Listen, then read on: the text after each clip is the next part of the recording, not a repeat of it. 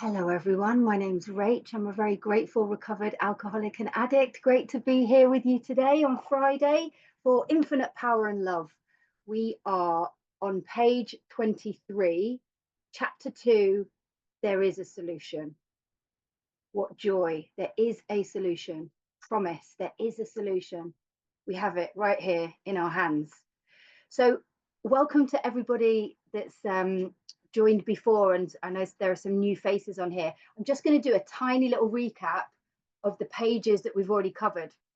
And I'm going to try and make it really brief just because we're getting into the really juicy pages of 23, 24, and 25. So I'll do my best to cover as much as we can. But, you know, there is a solution. This chapter is telling us that there is a solution, but it's also just really drumming home what our problem is. It's still really looking for that identification and really explaining what our problem is. So on page 17, it tells us that we've got, it doesn't matter, we're people that would not normally mix, but we all share one common peril. Doesn't matter who we are, where we're from, you know, what our class, any of that, how we drank, what we used, none of that. We have a common peril, and the tremendous fact for every one of us is that they have discovered a common solution. It's guaranteed to work if I choose to work it. On page 18, it talks about this illness, you know, and again, like I love to kind of highlight that it talks about alcoholism and addiction as an illness. It only mentions the word disease once in the big book, and that's on page 64. Funnily enough, when it's talking about resentment, it talks about the word disease. And then on page 18, we've got the bit about, you know, the ex-problem drinker. So this is about the sponsor and how they, you know, how they make this approach. What they found most successful is somebody who, you know, is not holier than thou, nothing whatever except a sincere desire to be helpful. You know, explains that they're making the approach. There's no fees to pay, no access to grind, all of that. And yeah, just on page 19, you know, elimination of our drinking is but a beginning. It asks us, you know, it says many could recover if they had the opportunity that we have enjoyed. Am I remembering to enjoy my sobriety or not? Because I can't maintain something for the rest of my life if I'm not making an active effort to enjoy it, you know. And it talks about this combined knowledge, combined experience and knowledge. That's the gift that we've got. We've got the gift of not just the first 100's combined experience and knowledge, but actually millions of people all around the world. On page 20, there's a really important line, second line down. Well, first line, it says, our very lives as ex-problem drinkers depend upon our constant thought of others and how we may help meet their needs. So in this book study, we're always looking for these threads of recovery, you know, these threads of messages. It tells me throughout the book, my very life as an ex-problem drinker, because the problem has been removed, but it depends upon my constant thought of others and how I may help meet their needs. Just on that second paragraph down, it is the purpose of this book to answer such questions specifically. I love that word. It means accurately.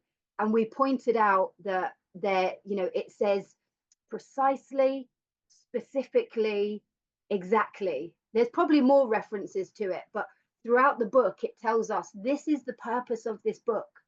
It's going to tell us precisely, specifically, and exactly how they got well. I don't want to slow down too much, but if anybody wasn't here last week, those references are on the forward to the first edition, page XIII. And then this page, page 20, and then on page 45, it says that's exactly what this book is about. So forward to the first edition, which is XIII, page 20, and page 45, it says precisely, specifically, exactly. And I love that clear-cut direction. How am I going to get well? Um, it also has that key information here that differentiates what is, it says the moderate drinker, the hard drinker, and the real alcoholic. Bottom of page 20, top of page 21. And that's really important for me to understand that I am a real alcoholic. I cannot stop or moderate when I try. Again, it's talking about the progression of alcoholism on 22, and at the bottom of the page, I'll just go from there, because it ties into the top of page 23 where we left off. But it says, bottom of page 22, we know that while the alcoholic keeps away from drink, as he may do for years, for months or years, he reacts much like other men. Okay, so our bodies and minds are going to react like other men when we don't have any alcohol in us. But this is really important. But we are equally positive.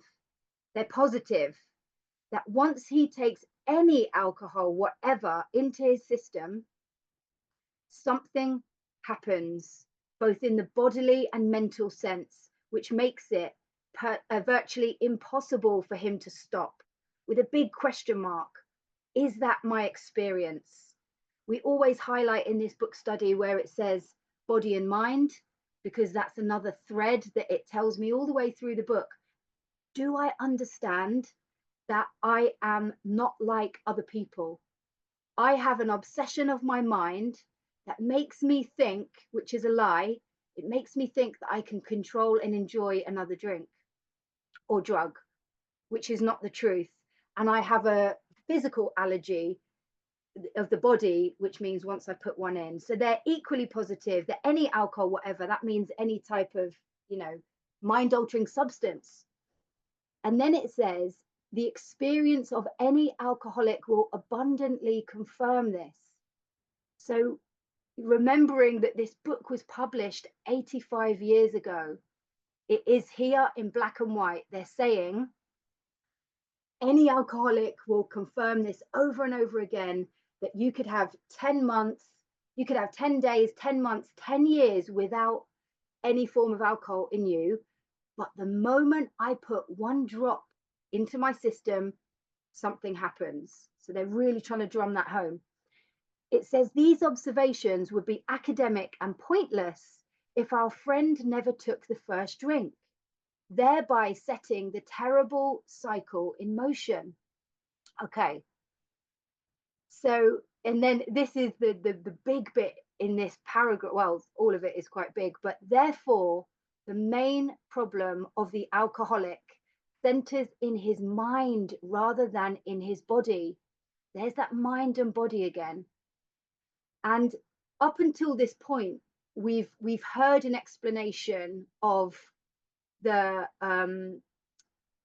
body, the allergy of the body. Dr. Silkworth spoke about it. But after this point, they're not going to talk about the body. They're just going to talk about the mind.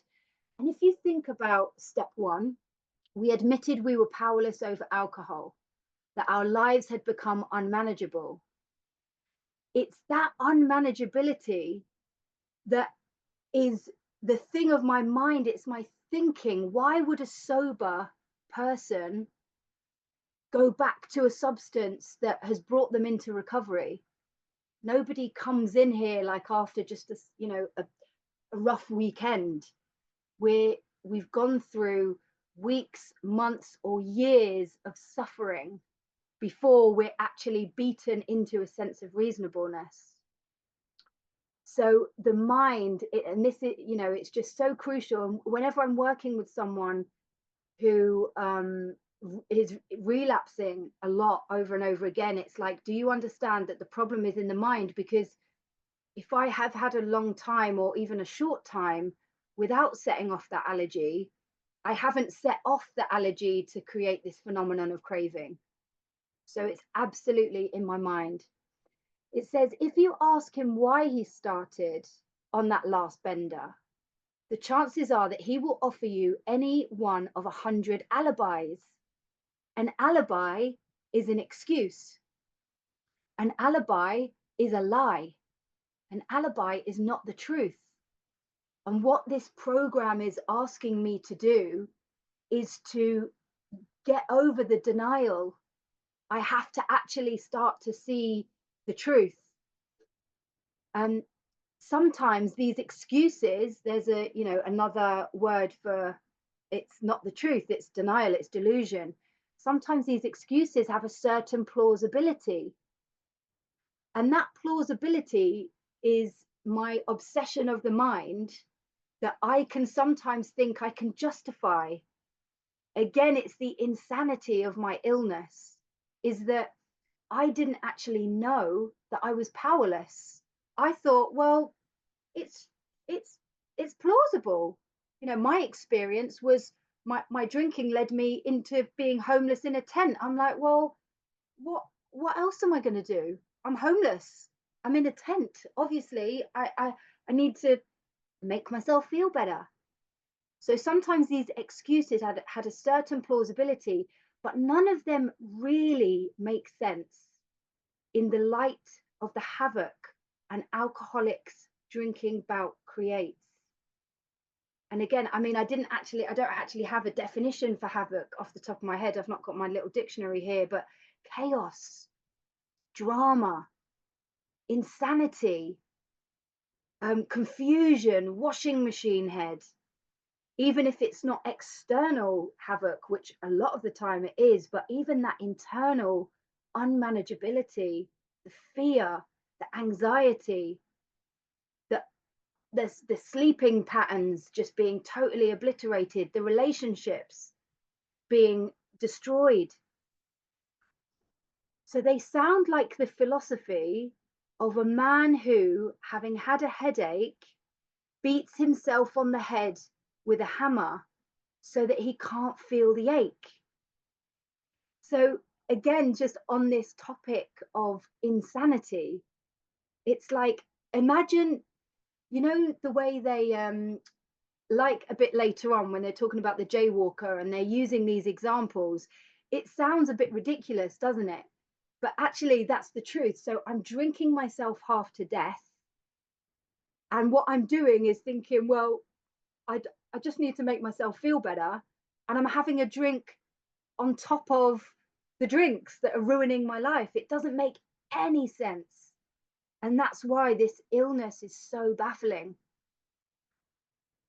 And that's why it's so progressive, isn't it? Because it's like I'm drinking or using myself unconscious, and then I'm trying to get more unconscious to make myself feel better from the loneliness and the unconsciousness. It doesn't make any sense. So if you draw this fallacious reasoning to the attention of an alcoholic, he will laugh it off, or become irritated and refuse to talk. So fallacious meaning mistake or too little information, unsound. So it's wrong. This mistaken reasoning to the attention of an alcoholic, he will laugh it off. So again, I've put a little question mark after that. Did anybody say to you, can you not see what you're doing to yourself? And just feeling that absolute like shutdown. I do not need you telling me. I'm not listening to this. If you only knew, if you understood what was going on with me, you'd get it. And we just start isolating away from the people, refusing to talk, irritated, brushing it off. Oh, I don't know if you guys got this, but not being able to remember stuff. And then when people tell you about it, you kind of play it down, and, but really you're mortified inside. You're like humiliated and anxious that you don't remember what this person is telling you about what you've done. But we have to just play it down. Again, it leads to more isolation. So once in a while, he may tell the truth. And the truth, strange to say, is usually that he has no more idea why he took that first drink than you have. Okay, this is a great example of powerlessness. I don't understand why I keep on doing this thing, but I can't not do it. It's ruining my life, but I need that sense of ease and comfort that I get from even knowing that it's there. It's so confusing. Some drinkers have excuses. So there's that word again. We've got alibi, excuses. You know, it's and lots of references, isn't it, to us trying to evade, not telling the truth. It's this denial, this delusion that we're in. Some drinkers have excuses which they are satisfied part of the time, but in their hearts, they really do not know why they do it. Can anybody relate to that? Having that feeling of kind of knowing and understanding that you're separating. Slowly but slowly, you're drawing away from life. You're drawing away from your family. You're drawing away from your friends. You stop doing your hobbies. You stop having your aspirations, your dreams. You're just getting more and more comatose by yourself.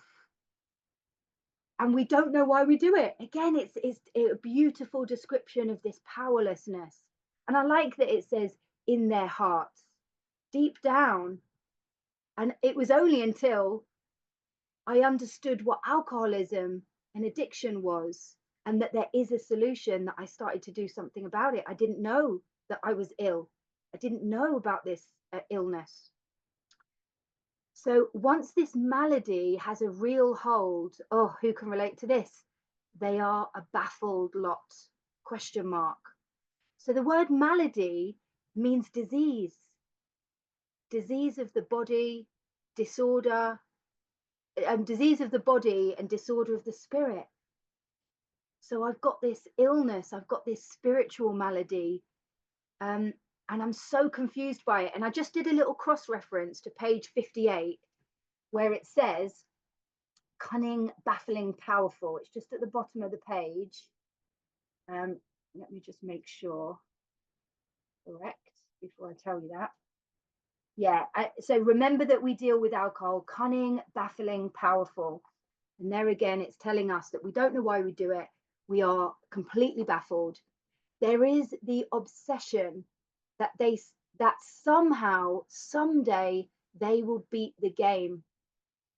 But they often suspect they are down for the count. So that's like a boxing reference. They often suspect they're going to be knocked out. We're going to be knocked down. In my heart of hearts, I know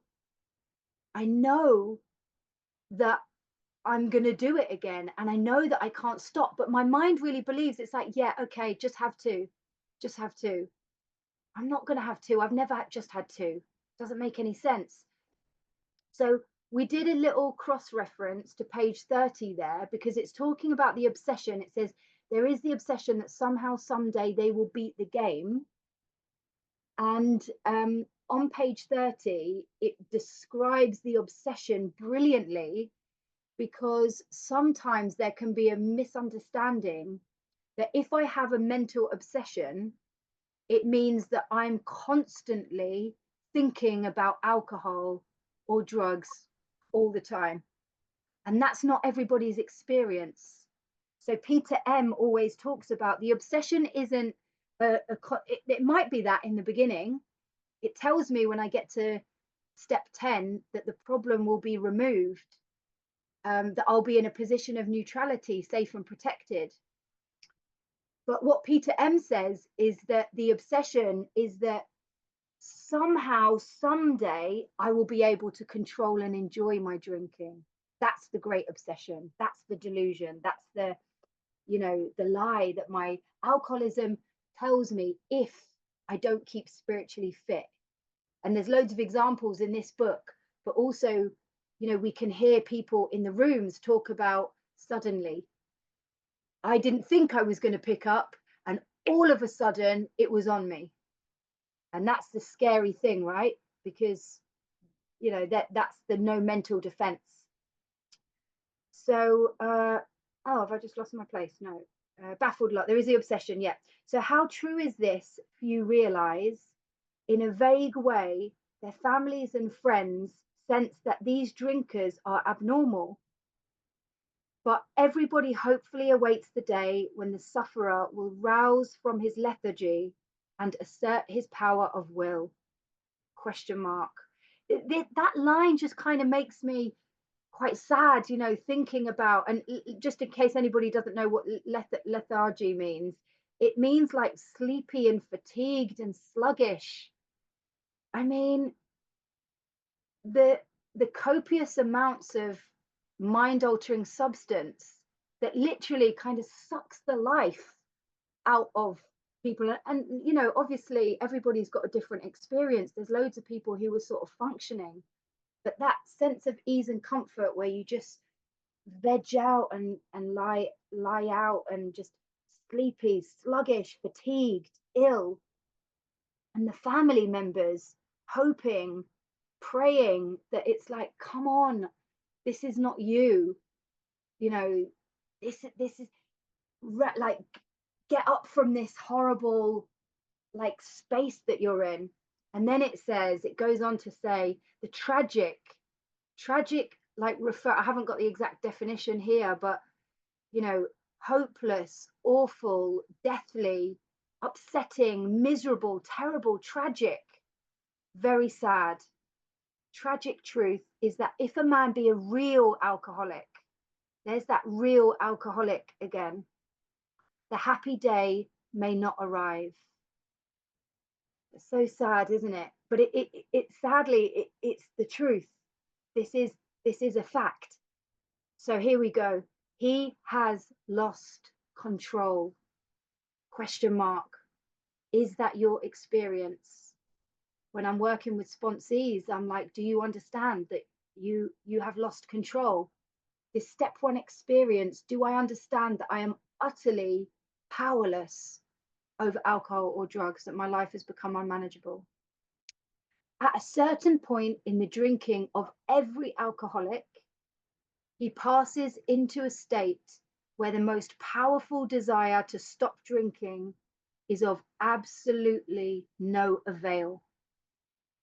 That word avail means help or benefit. So there's no point, there's no help, there's no benefit. I cannot stop drinking. This is step one, powerlessness. Here's that very powerful, deathly, sad word again. This tragic situation has already arrived in practically every case long before it is suspected. I've done another question mark there. Where it spoke about on page 22, just the last sentence on the second to last paragraph, it says, we cannot answer the riddle. That once a certain point is reached, little can be done for him.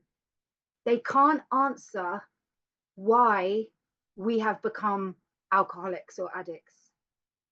They don't know. And it says on page 24, this tragic situation has already arrived in practically every case long before it is suspected. I don't know when I crossed that invisible line.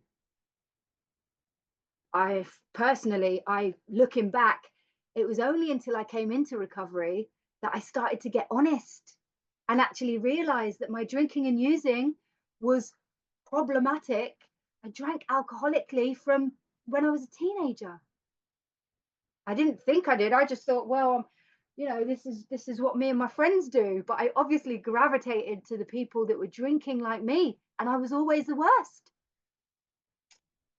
This is what we do, isn't it? We find our people, and thank God we found our tribe now who are into the solution. So this power of a paragraph, it's in italic. They want us to notice. They want us to pay attention. It was very expensive for them to change the font in the book. And it starts off powerfully. The fact. This is not wishy-washy. This is not a theory. This is a fact. The fact is that most alcoholics, for reasons yet obscure, so hazy, they don't quite know, but they know that it's a fact, have lost the power of choice in drink. Question mark. Powerlessness. My life has become unmanageable. That our so-called willpower becomes practically non-existent. Remember back in the doctor's opinion where it says frothy emotional appeal seldom suffices. Doesn't matter if my family is watching me perish away. This tragic, life force is slowly deteriorating mind, body, and spirit. Thanks for that. I can't actually, I can't read what you put in the chat, but thank you. I just did a little cross reference next to that line on willpower to XXIX. Okay, so it's back in the doctor's opinion, and it's where Dr. Silkworth is talking about. So I'll just let you find it, XXIX. If you're into doing little cross references, don't worry if you're not. Just above the last paragraph on XXIX in the doctor's opinion, he says, I do not hold with those who believe that alcoholism is entirely a problem of mental control. So Dr. Silkworth identified back then that it doesn't matter about our willpower. It's saying here that it becomes practically non-existent. And then it goes on to say, so we're back on page 24, we are unable at certain times. So that's important because this might be your experience, or you might work with people who are confused because they're saying, well, I was able at certain times to control or moderate my drinking, but we're looking at the times that they weren't, right? Nobody comes into recovery because, they have the odd bender here or there. This is serious stuff. So we are unable at certain times to bring into our consciousness with sufficient force the memory of the suffering and humiliation of even a week or month ago. Wow. Ouch. Now we're looking at the facts here. I've put a question mark after that. Is that my experience? Did I humiliate myself? It also, I love that it says we can't bring into our consciousness. I like that word consciousness, because my truth is that I was trying to get unconscious. My life became, I couldn't differentiate the true from the false. I only felt okay when I was inebriated, but actually that was me being unconscious. So it's saying I can't bring into my consciousness. Well, of course I can't, because I'm wasted all the time.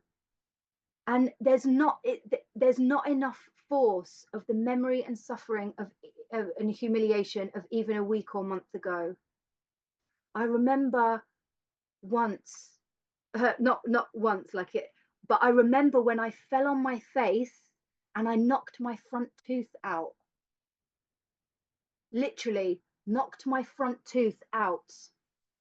You'd think that I'd be like, oh my God, this is horrific. You've got to sort your life out. Stop. I put myself in very dangerous situations. Homeless in a tent. I couldn't bring into my consciousness with sufficient force the memory of the suffering. Do you remember the pain of being ill, like really, really ill? And I don't know if you guys can relate to this, but I felt so ill so much of the time that I didn't know that I felt ill. It's just how I felt, like dehydrated, this lethargy, this sluggish, this kind of malnourished, dehydrated, ill. So suffering, that's a good word. It's really strong. And humiliation. What happens when I'm humiliated? I feel ashamed. I isolate. I hide. You know, it's the progression of the alcoholism. So of even a week or month ago, and then again, really powerful, we are without defense against the first drink. It's such a powerful line to go back to and take sponsees to, and take newcomers to, and take people that relapse to. We are without defense against the first drink. The almost certain, so it's inevitable, it's black and white here. The almost certain consequences that follow taking even a glass of beer do not crowd into the mind to deter us. You know that, oh, we're not there yet, where on page 31, it talks about all the different things that we've tried. So, you know, it's just a glass of beer. It's not enough. These thoughts, if these thoughts occur, they are hazy and readily supplanted with the old threadbare idea that this time we shall handle ourselves like other people. Remember that obsession that it keeps on referring to? The delusion that I can drink, I can control and enjoy my drinking like other people. That the lack of understanding that my body physically reacts to alcohol differently. Once I put one in, I set off this phenomenon of craving. I have this mental obsession that means I need another drink. I need another drink. Threadbare means, like, you know, when you've got a piece of fabric that is so worn out that the threads are, you can see through it, the threads are snapping. So the excuses are getting tired. I'm starting to not even believe them myself, but I just, you know, it's okay. Next time, you know, I can handle myself like other people. Or this time, sorry, this time I shall handle myself like other people. It's a lie. It's not the truth. There is a complete failure of the kind of defense that keeps one from putting his hand on a hot stove. So again, this is like a beautiful analogy or metaphor of the insanity of my illness. It may not have started having the ouch, scalding, burning consequences that it ended up with, but my mind would have to be defunct. It would have to be maladjusted if I were to put my hand on a hot stove and then go, okay, I'm going to do it. I'm going to try it again. I'm going to try it on the left. I'm going to try it on the right. I'm going to try. It's highlighting the insanity. And if you think about the mind of an infant, you think about a child's brain, and how even a small undeveloped child would know not to do that again. There's something in the limbic system that goes, oh yeah, I remember that hurt me last time.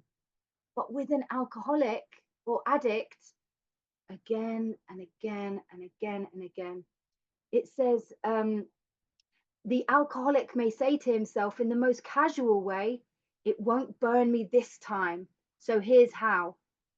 Or perhaps he doesn't think at all. How often have some of us began to drink in this nonchalant way, and after the third or fourth, pounded on the bar and said to ourselves, for God's sake, how did I ever get started again?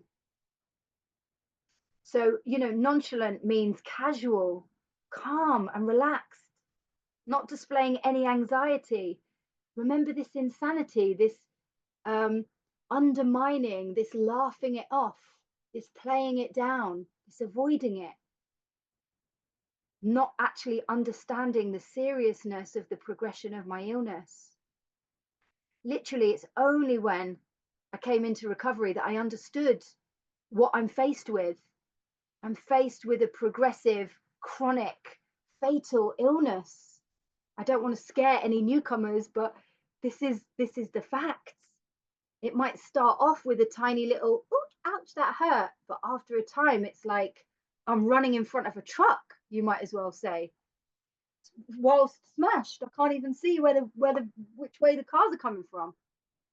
And again, can you relate to that?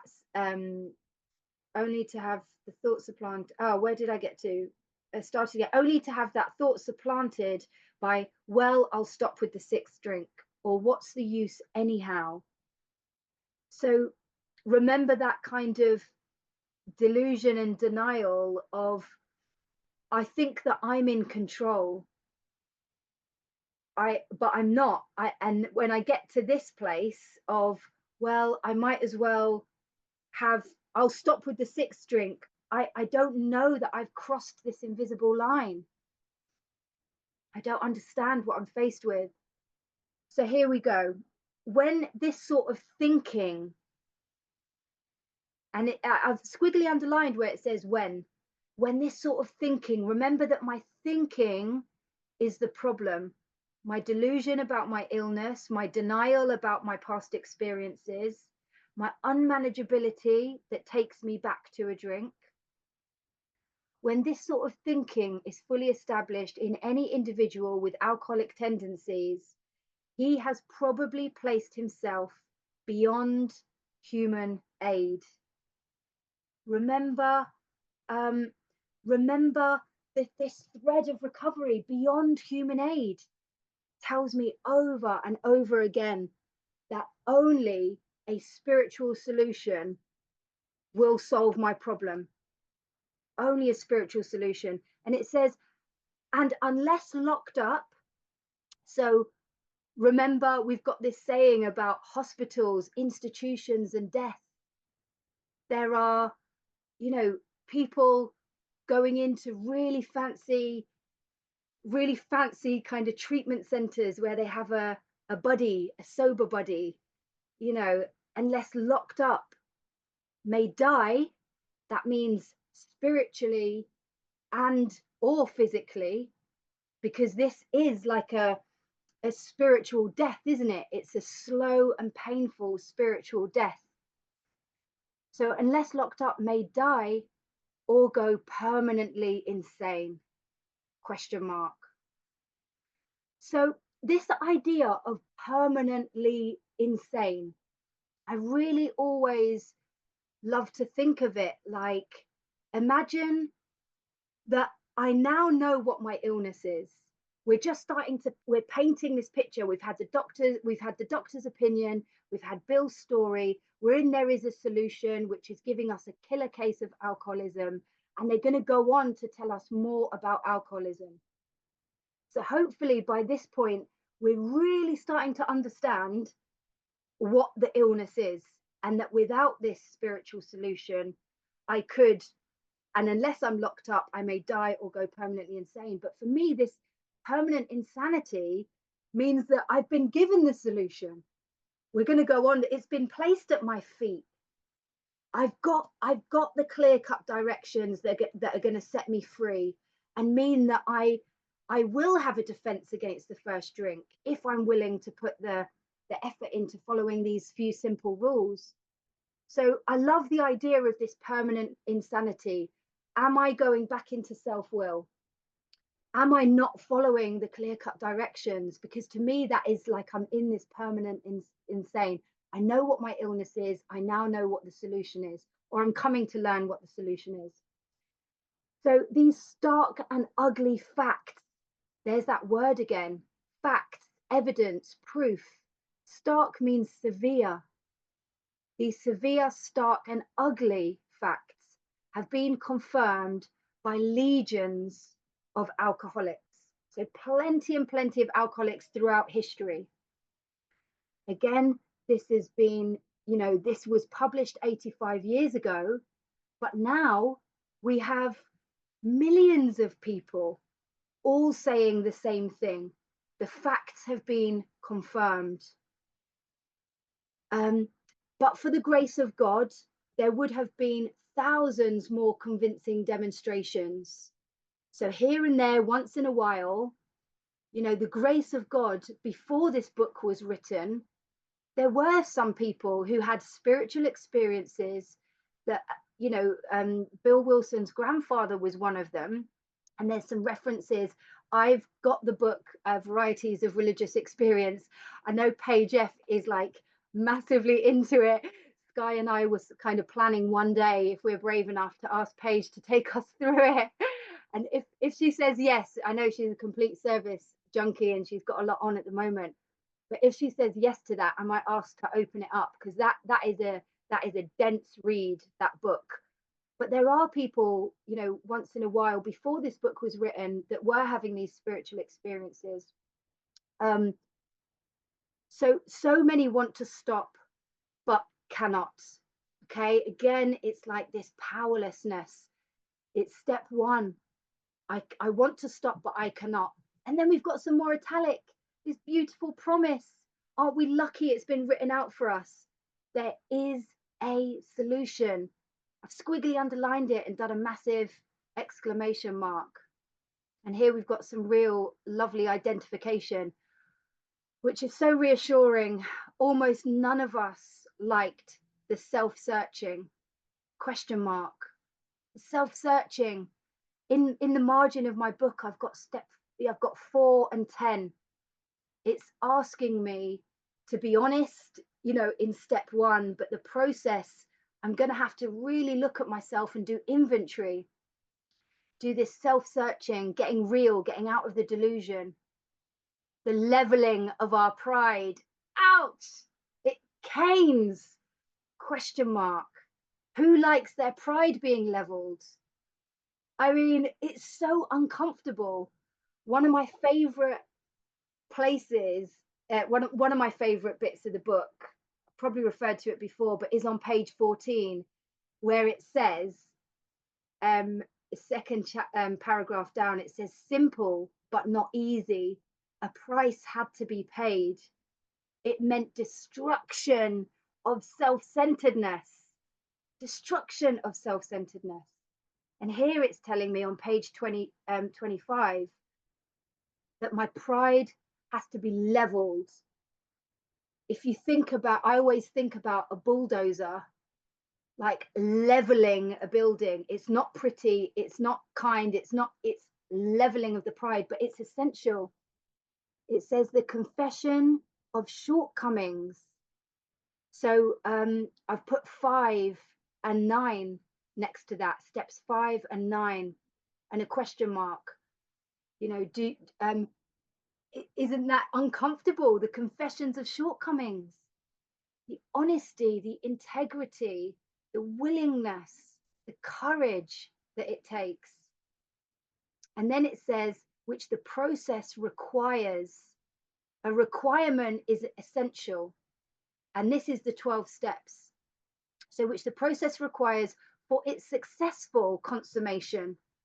I always ask people, do you know what consummation means? And people usually think of like the marriage, consummating the marriage, which is kind of right. It means to fulfill or finalize. So if I want to get this freedom, if I want to be able to have a defense against the first drink or drug, this is part of what is essential. I can't get around it. And then it says, but we saw that it really worked in others, question mark. I ask sponsees, do you see that this has worked in others?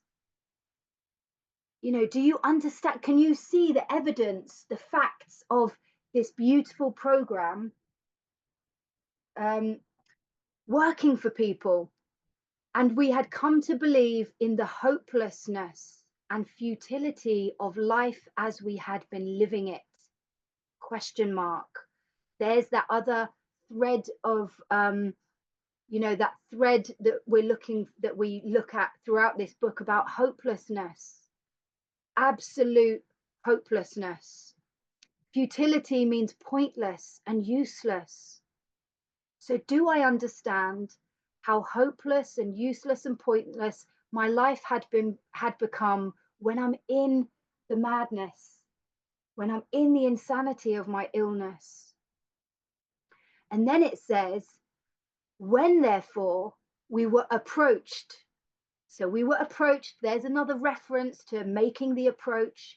People are dying. I have the solution. I have this gift.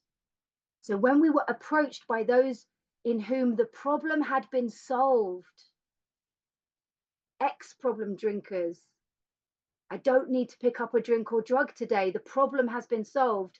There was nothing left for us but to pick up the simple kit of spiritual tools laid at our feet. I love this sentence so much. I'll refer to the end of the page, obviously, when I get there, but it's saying there's nothing left. There's nothing left. Once I understand the hopelessness and futility, once I understand that I am without defense against the first drink, that I have lost the power of choice, that I'm insane, I'm going back to the stove again and again and again. Once I understand that, there's nothing left. And this, but to pick up means action. And when I work with sponsees, you know, I always say it's not our job to pick up the tools for sponsees. I can only give them the tools. I can lay them at somebody's feet. It's their job to pick them up. I also love it when the book tells me that this is simple. Remember, I just referred to page 14, which is one of my favorite bits, and it says simple but not easy. So now I've got a simple kit of spiritual tools. What are those spiritual tools? I quite like asking sponsees that question, because sometimes people don't know what the spiritual tools are. Well, the spiritual tools also, sorry, I just like to you know, a tool, I'm really into tools as well. Tools fix things, don't they? They improve things, they make things better. So now we've got these spiritual tools, which are the 12 steps of Alcoholics Anonymous. This is my spiritual toolkit. It's my instruction manual. It's my guide to a connection with a power that's greater than myself, that will keep me clean and sober. I've got meetings. I've got my sponsor. I've got inventory. I've got prayer. I've got readings. I've got fellows. I've got service. I've got unity. There are so many. Good to see you, Philip. There are so many spiritual tools, and I think that's a really good question to ask sponsees and get them to kind of think for themselves what these spiritual tools are. Oh, here we go. I love this bit so much. I always get so excited. We have found much of heaven, and we have been rocketed into a fourth dimension of existence, of which we had not even dreamed. So this, I mean, I guess sometimes I get a little bit, I always get really like, I get really tongue tied on these pages, just because I'm like, imagine that my darkest days have become my greatest asset. I have found much of heaven. Life, people, situations, circumstances may not have changed that much, but I have found much of heaven because I've been reborn, right? I've got different eyes now because I've been taken into a place of purpose. So we have found, and it's saying this is their experience, we have found much of heaven, and we have been rocketed into a fourth dimension of existence of which we had not even dreamed. Now, for anybody new or who's doubting that this program works, it says a few lines up, doesn't it? But we saw that it really worked in others. Why on earth would people be showing up every day, every night, all around the world to share their experience of finding a power greater than themselves, which has rocketed them into a fourth dimension of existence? And you know, for me personally, I got rocketed into this fourth dimension, which to me, everybody might have their own explanation and definition of what that means to them. But for me, this happened when I started sponsoring, when I started reading the book with someone, I had this unbelievable sense of peace and serenity. It was peace of mind, which is not always. I've currently got some stuff going on and I don't feel very peaceful all the time, but at least I've got a simple kit of spiritual tools laid at my feet. I may not be, you know, floating on cloud nine right now, but I'm not drinking or using on it. And that is the gift that we have. So the great fact, and this is what this program is all about, the great fact, there's that word again, evidence, proof, is just this and nothing less. That we have had deep and effective spiritual experiences which have revolutionized our whole attitude towards life, towards our fellows, and towards God's universe. Wow. When it says on page 58, when it says, do you want what we have? And are you willing to get it? This is what we have. This is the fact, is that by following these simple steps, we have been led to these spiritual experiences, these deep and effective spiritual experiences. And this is how radical it is, that everything has been revolutionized. My whole attitude, our lives, towards our fellows and towards God's universe, a complete change of heart. And it's got the little asterisk there, and it's down, and it says at the bottom of the page, fully explained appendix 2. So in my book, I've got first time because it's referenced 3 times in the book. This is the first time, and what we'll do is we'll cover that on the next session. I'll just carry on reading and see how far we get. So this is that mind-blowing stuff. The central fact, there's that word again, the central, the core, central fact of our lives today is the absolute certainty. That to me means faith, right? Trust. Something has changed, something has happened to me. I used to rely on self, and now I have this absolute certainty that our Creator, capital C, has entered into our hearts and lives in a way which is indeed miraculous. That means divine. It means unexplainable, magic, miraculous. It's a miracle. All the love of my children, everything wasn't enough. But the power of God and me finding that through this book has led me to a place of freedom. He has commenced, love that word, it means began. He has just started. So this means that I can always keep on going. I can always re-begin. He has commenced to accomplish those things for us, which we could never do by ourselves. Question mark. Were you able to do it by yourself? I wasn't. Isn't it magic? All we had to do is follow this clear-cut direction, and we've got there. So, love this bit. If you are as seriously alcoholic as we were, question mark, the real alcoholic, all those references, page 21, 30, 35, all of the references, there's 5 or 6 in the book. If you are as seriously alcoholic as we were, we believe there is no middle of the road solution. What does that mean, middle of the road solution? They're telling me that there is no middle of the road solution. There is no middle of the road. You're either in recovery or you're out of recovery. Now, I know quite a few people, you know, who maybe don't feel rocketed. You know, my experience of this is that when I see and hear people that are on fire, lit up, rocketed into a 4th dimension, there's no middle of the road. There's no on the fence. Am I not? Will I do service? Will I sponsor? It's like I'm all in. And, you know, another sort of bit of a harsh reference is half-assed. Middle of the road solution, half-assed. Am I, you know, and if I want my recovery to be kind of I know how that feels because when I take my foot off the gas, I get restless, irritable, and discontented again very quickly.